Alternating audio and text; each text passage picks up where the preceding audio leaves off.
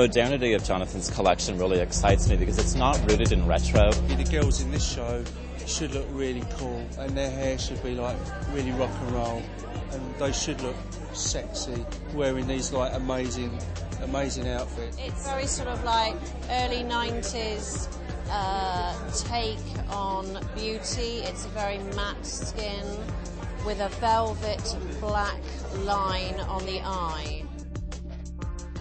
Having movement on clothes is really important, and that's where you get the lightness and the airiness of it.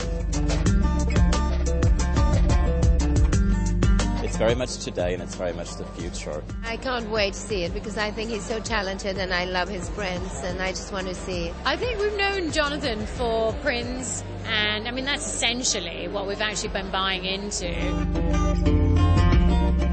It was nice to see him move away from the prints. He's a fantastic colorist, and I think that the colors were very sophisticated.